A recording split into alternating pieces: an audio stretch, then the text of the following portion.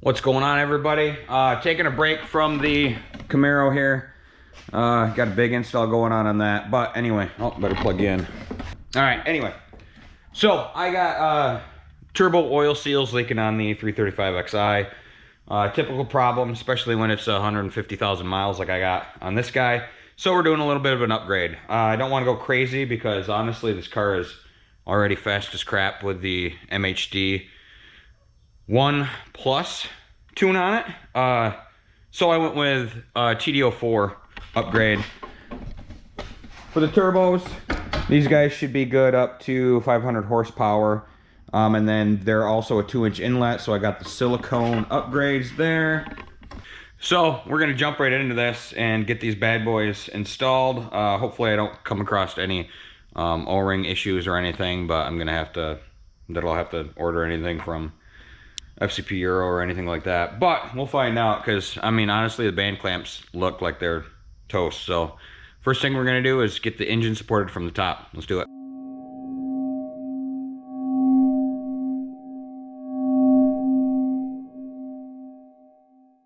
Well, this might be one of the sketchiest things I've ever done, but I mean, people do it. I don't know. I got the tow hook in the top of the n54. I also put a chain around it as well. So remove the wheels. I guess we'll start disconnecting the subframe from everything. Probably a good idea. I mean, we're not messing with too many electronics, but probably a good idea to disconnect your negative battery terminal as well. But yeah, here's what she looks like. So I'm gonna lay the hood down and lift her up and start working on the subframe removal, because it sounds like a crap load of fun. Yeah, that's how you spell fun, BMW. All right, so looking at a car here, you got your inspection trays. You got to remove all this stuff. So we're gonna start with the plastic one here, and then we got the big metal one here. This one should be able to stay, that's under the tranny. So you can get these ones off and start tearing into this bad boy. Now that I got the inspection trays off, we're gonna go ahead and disconnect the lower control arm from the subframe, which you got back here, up here. Got the steering rack. Oh, look at that. That's a ground strap that isn't even hooked up to anything. That's weird. Oh, that's crazy. I don't know. I didn't disconnect that, so kind of curious to see what that's all about. But basically, we gotta get the subframe out. So anything that's connected to it gotta come out. So and actually I'm gonna take this tray off of here too, just because I'm taking the downpipes out too. So here we go.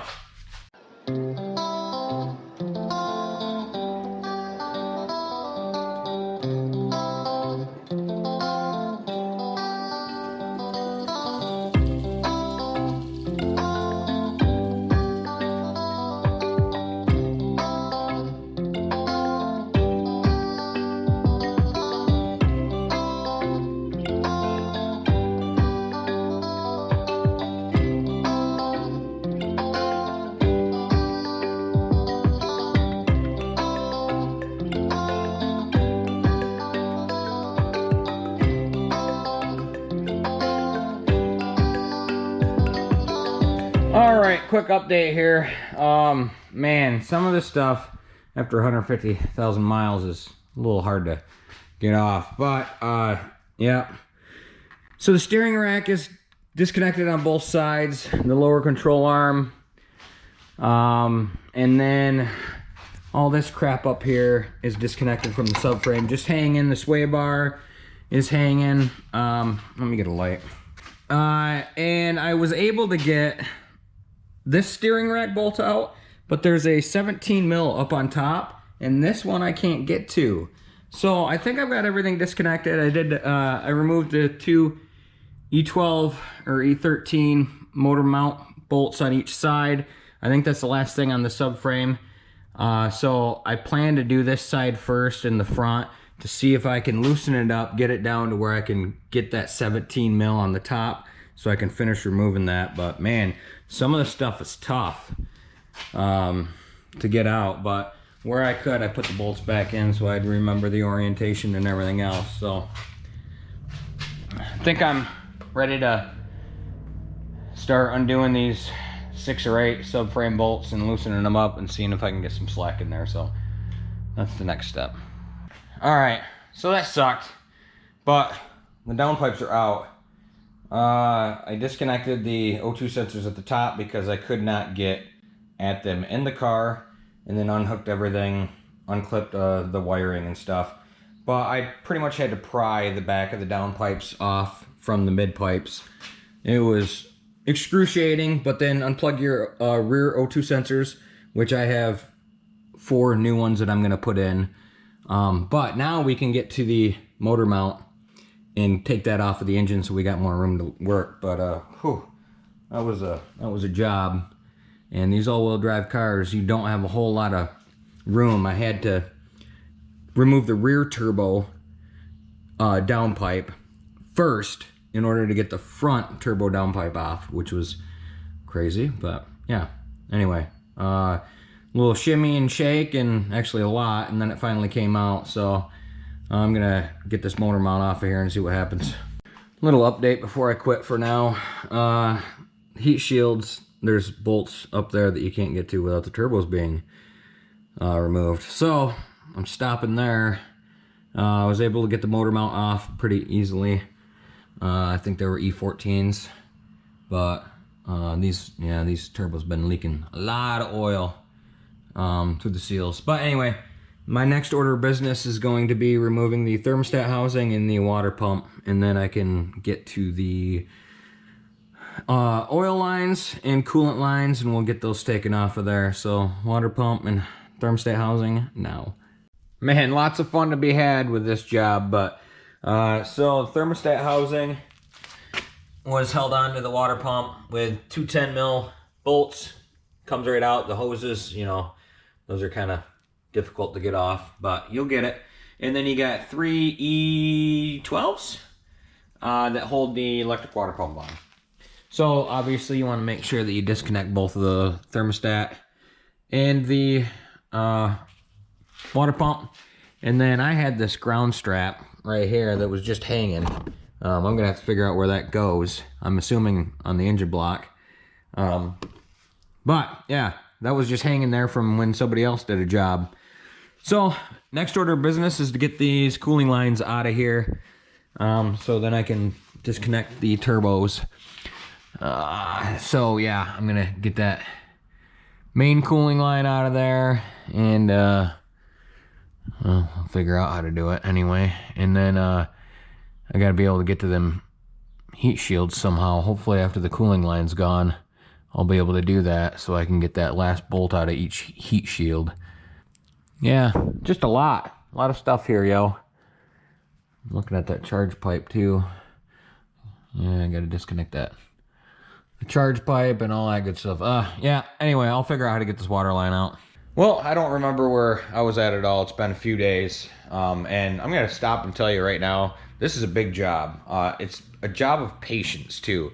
Sometimes there's areas where you can't get your hands in or a tool. Sometimes I just walk away and come back the next day and try it again. And it works. Eventually it works, but this is where I'm at. Let me get a light here. This is where I'm at. I believe I've got everything out of the way. Finally got the charge pipe out. That was fun with that stupid clamp right there on that turbo. Oh yeah, I got that oil line off. I gotta get that oil drain line off. Trying to pry these oil lines out of the top. It's sometimes you just think you're gonna break them. Those guys right there. It's a tight fit. I just wiggle back and forth, and it seems like forever, but eventually those lines do come out. I mean, they have to anyway. So, but yeah, this one, I thought I was gonna break it. But anyway, after I get those 2 lines out of the front turbo, I can start tackling the manifolds and look at those bolts. Oh my God, are nuts. They don't look like they're gonna be fun. Woo! But here we go. All right, y'all. I have not accomplished anything good. I'm about ready to throw this damn thing in the trash. Right there. Snap that one off. You can't get anything in there, man. No thin-walled socket. That's so tight. There's no room to get a socket in there. So that one, I barely could get a 1/4 inch thin wall on, as well as the other one and here.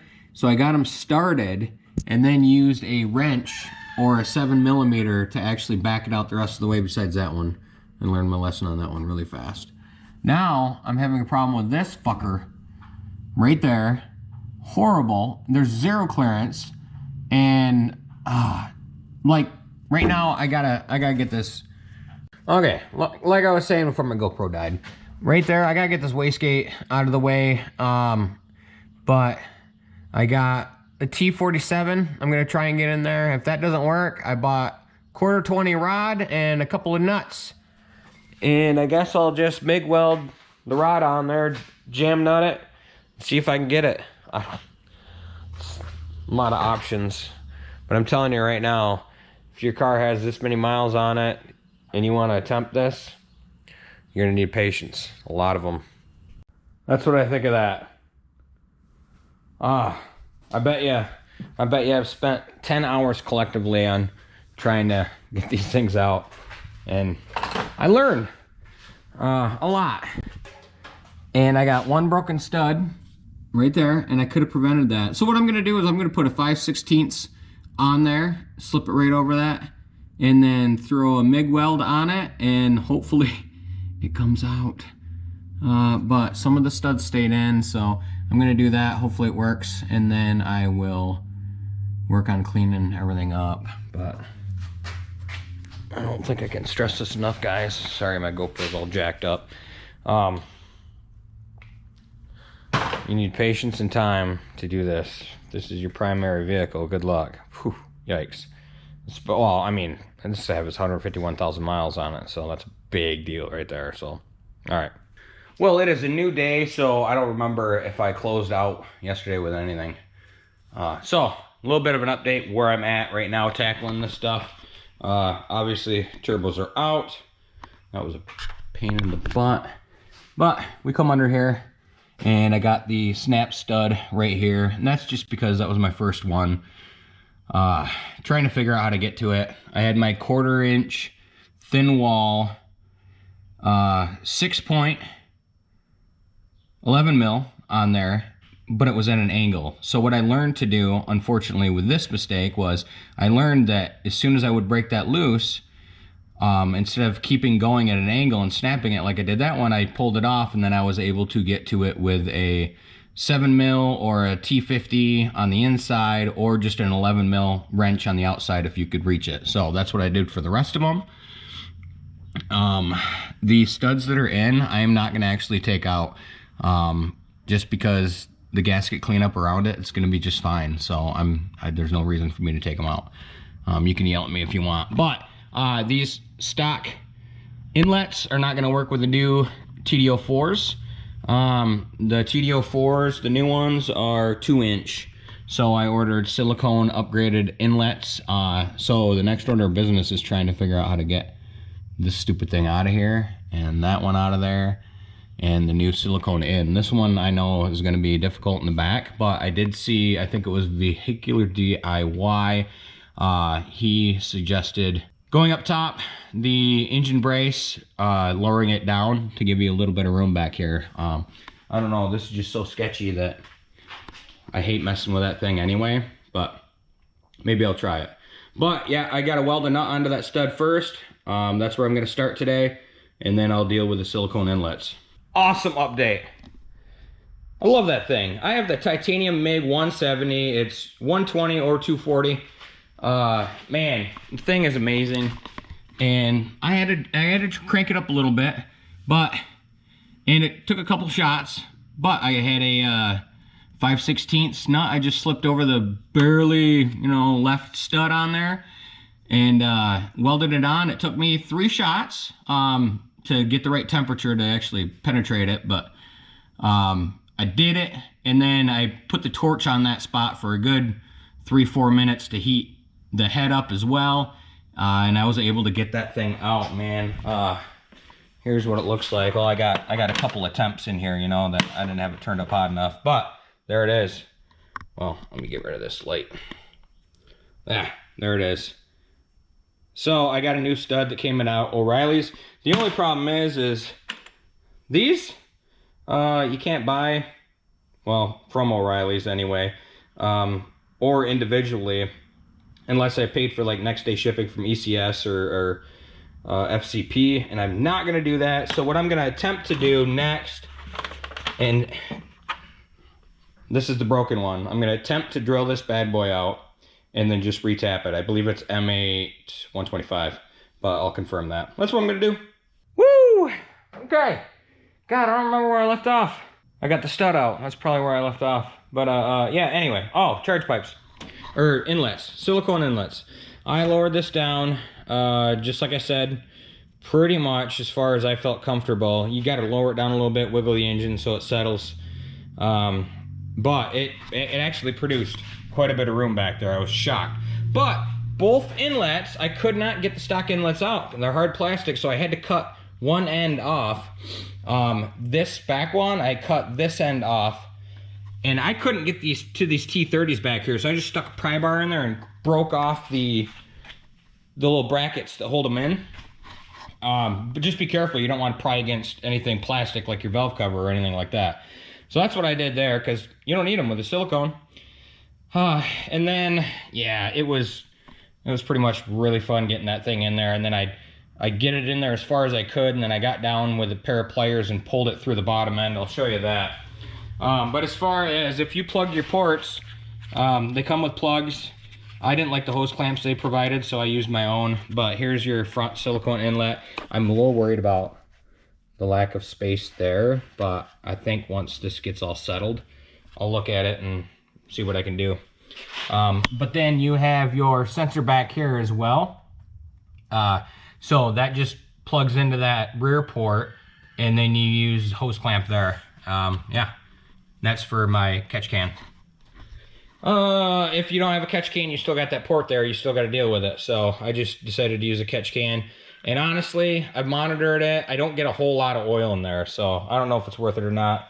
That's up for debate with most people. So now I'm gonna lift the engine back up, and then I can start with the turbo install. Yes! And then I'll show you that silicone inlet down at the bottom there. And there's the other end of that silicone inlet, and that one is right there. So now I am going to clean up. I hate this tray. I should have took it out while I had the car down.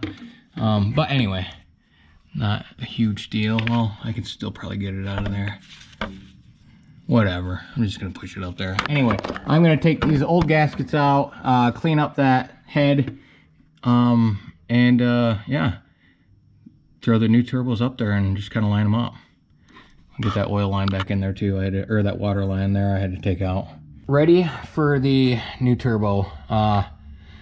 I think I need to start with that one, honestly, but I mocked this one up a second to find out where my silicone inlet had to come. I got to come out another inch or so, maybe 2 inches yet, but I just want to get that set first before I get too much stuff up there, and I can't mess with that.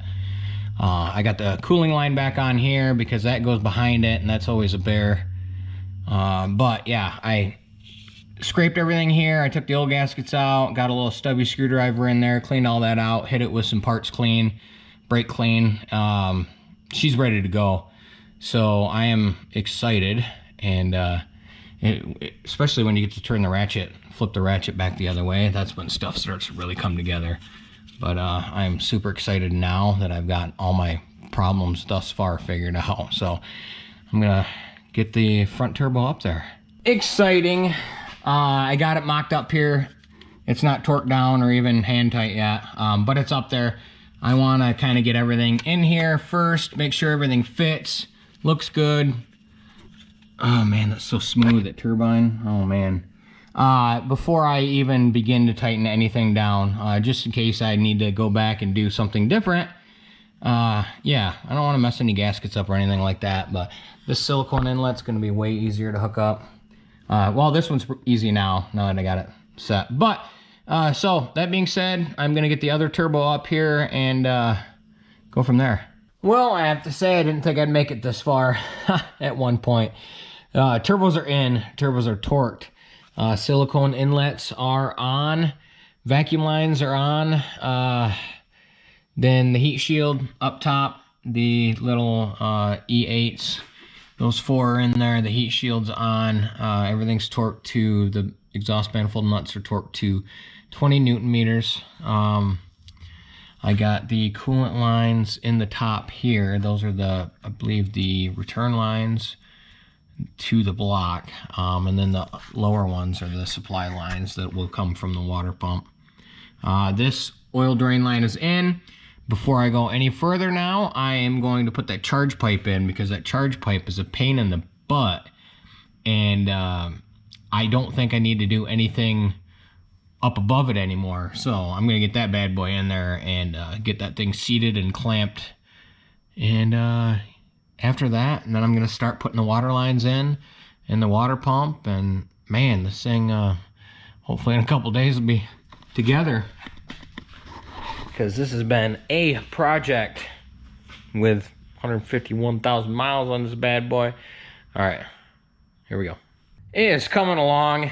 I am finally, I'm actually exhausted as crap, but kind of getting a smile on my face.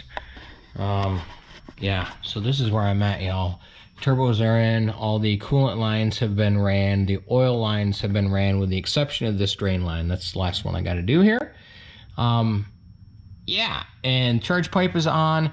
That clamp up front turbos, that charge pipe, ugh, that clamp is a little tough to get. As well as this T30 right on the other side that you cannot see. You got to line both of those guys up first. So your top line, I would line that up with the screw and then take the screw back out, or the bolt, and then do the same with the bottom. And that's your oil. But oh man, yeah, this is coming along, looking really good, to be honest with you.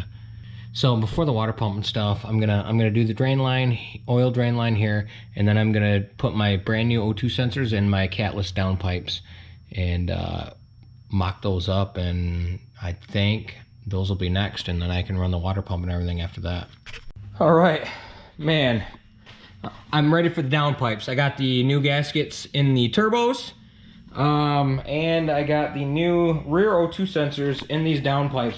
Let's just take a minute to appreciate the beauty that ARM puts into these things. I mean, those are amazing. Amazing. As far as the front O2 sensors, I think they appear okay to do once the downpipes are in. So I'm gonna just kind of mock the downpipes up there and make sure that I can still get the O2 sensors and just drop them from the top. I think that's going to be the easiest versus putting them in the downpipes and then trying to fish the wires up. So that's what I'm going to do next. I am feeling good. Okay. This is where I'm going to end it today. I've been at this for a long time, but man, these are beautiful. Downpipes are mocked up. I bought brand new V-bands, V-band clamps, and had them overnighted from Japan. No, had them overnighted from ECS Tuning. I broke the other ones off. I thought I was gonna get this job done a lot quicker than I did. So I paid more for the shipping than the clamps. But anyway, yeah, those broke off. And then I had to take the E10 out of here to loosen the exhaust up to get this all to line up. But it's in there. So first order of business when I get back to this tomorrow morning, everything should be good except for the water pump and the thermostat housing. I'm going to tighten down the V-band clamps, and then I'm going to come back here and tighten these down, and then secure the rest of the exhaust, and then I'll start on the water pump and thermostat housing. But these are, I mean, give a huge shout out to ARM. I paid for these, but well, after I turn in the cats I probably won't, but yeah. And then O2 sensors, I replaced all 4 of them. So I put the rear in first, and then I fished these down through the top. Super simple. So I mean, just take a look at that. Beautiful. Back at it. another day. This is where I'm at. Don't mind that. I'll tell you that in a second. Yeah, water pump is back on. Thermostat housing is back on. I found this little ground strap just dangling when I tore everything apart. It looks like it went to the front of the block where a bolt got broke off, so I just made it fit here. Everything's hooked back up for the water side, but like an idiot, I forgot the motor mount. And you can't do the motor mount with the downpipes on, so I had to take the downpipes off. They're hanging, and I'm gonna put the motor mount on and then start on the subframe. And I'm changing the oil at the same time. Well, that was so much fun. But, so if you're watching this and because you're gonna do this job, yeah. I'm gonna tell you something though. When I first put those downpipes on, I struggled to get that clamp, I don't know, tight around the V-bands, right? So honestly, I think doing that and then taking them back out and doing this made the installation of the V-bands way easier, in my opinion. Yeah, hopefully, you know, they didn't mess the gaskets up or whatever, but these are, you tighten them to 6 Newton meters and then loosen them and then retighten them to 3 Newton meters. That's what I found online, so it's kind of strange. They're not very tight, but yeah, these guys are though, for sure. So now with that done, now I can actually start on the subframe. Fun. Well, if you remember right, I struggled with the steering rack. So what I did, I lowered it down the car onto the subframe slightly until I could get the steering rack in the slot on both sides. I got the bolt and the nut through, or bolt through and the nut on each side.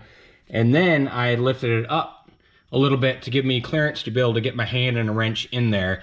This side's not bad, the other side's really tight. And now I'm gonna lower it down the rest of the way, shimmy it in, and then put the 6 subframe bolts in. Progress is being made. Now, pointer time for sure. Once you get the subframe started, once I got it started on the driver's side here, I went over and started trying to mock up the other side, and this side wouldn't go up. So the motor mount was hitting. So I kept this side as loose as possible, and then this side had no bolts in it for the subframe. And I started the motor mounts over there, the E12s or whatever they are. And then I was able to get a pry bar up here to just barely pry this down to line the bolts up. And then I slowly snugged up all the motor mounts to raise up the subframe, and that lined it up. And then you can actually finish putting in your subframe bolts, bolt it up. So hopefully this is the home stretch. I got to tighten up my exhaust before I forget, because I'm staring at it right now, the little bracket, and bend my heat shield back up or take it out or something. And then I got all this fun stuff to put back together, the suspension. Other than that, and then finish changing the oil. So we're on our way. I can't wait. This thing, well, hopefully there's no oil leaks or coolant leaks or anything like that, because yeah, if I were to do it again, I didn't know this, but ECS Tuning has a turbo swap kit. Not a swap kit, but it comes with all the gaskets, all the O-rings for the oil, the water, everything you need. If you're gonna do a turbo job, I think it was $300, $330, something like that. I would have done that, and I didn't know that existed. I thought you had to jump on, and so I'm like, oh, I'll just reuse everything. Nothing was leaking. But I did check them all. They seemed good. I cleaned everything. Here's hoping. But I would, if you're putting the time in, I would, if I were to do it again, I would order that kit. Man, I have got it back together. And here's the funny part, okay? You've always got randomness. A couple nuts there, some E8s there. I don't know where the stuff goes. And a lot of that, I mean, I even had I had a 10 mil that I threaded right back into the top of the subframe so I'd remember where it went, but I don't even know what goes there. Some of the hardest ones though, right on top of the subframe here, that hold this guy up. Not that, you can't see it. There's a little bracket here, right there, and right there. And you got to get the 10 mils started from the top. You can kind of see that one in the bottom. Those two were definitely the hardest because you can barely get your hand in there, let alone anything else. A wrench. But I wasn't able to get it with my extra long 10 mil. But yeah, my glove ain't working anymore. She's ready to rock and roll. So I gotta fix that heat shield a second. I'm gonna go run to the store and get coolant for it, and then do the filter change up top and top it off with oil and coolant, and then should be good to start this bad boy up and hope that there's no leaks. So that's what I'm gonna do now. All right, so you know how there's some stuff that you just can't make up, right? I took the support bar out of the engine bay, and I didn't take the hook out yet. Never had a problem with the hood. All of a sudden it just falls. Put a damn dimple in my hood. Oh well. Anyway. Alright, so I got the oil in here, the oil filter, the O-rings, crush washer, all that stuff's done for the oil change. I just filled the coolant system up because we emptied it out to do the turbos. Now, this is an electric water pump. Super cool trick on these E90s. At least the E90s anyway. Let me find my key. Hopefully my battery's plugged in. I don't remember if my battery's plugged in or not. Yeah, it is. Good. I got lights. Okay, so I want to bleed this coolant system first. So what we're gonna do, get some light in here, huh? Now, put your key in, just turn the ignition on. Do not start the car. Have your heat as high as it can go, and then you want your fan on 1 bar. That's it. Next, hold your foot down on the gas for 10 seconds.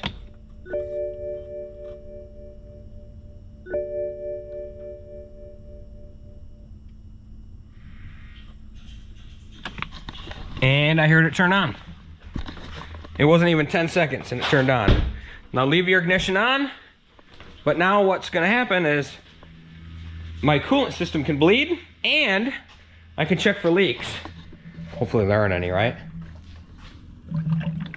Very cool. I love that feature. Oh yeah, I hear her going. I don't know if you can hear that. Well, I better get pouring some more coolant in here though. But that's how you do it. And then when you're done, just shut the ignition off. Very cool. Coolant system shut off. So I'm assuming it went through its cycles. I think I got it a little too full, but not bad. Oh yeah, I did. Well, hopefully bleed some of that out, right? But anyway, I'm gonna try and start it for the first time. So, kind of scared, guys. But here we go. This is like a big project to mess up, you know what I mean? Woo! Here we go.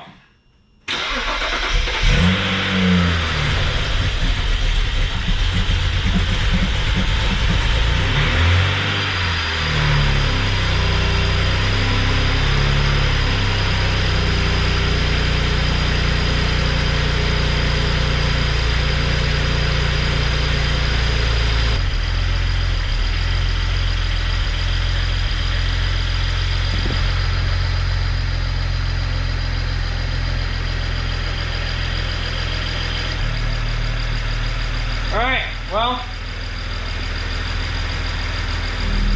don't see any oil leaks or anything, or coolant leaks.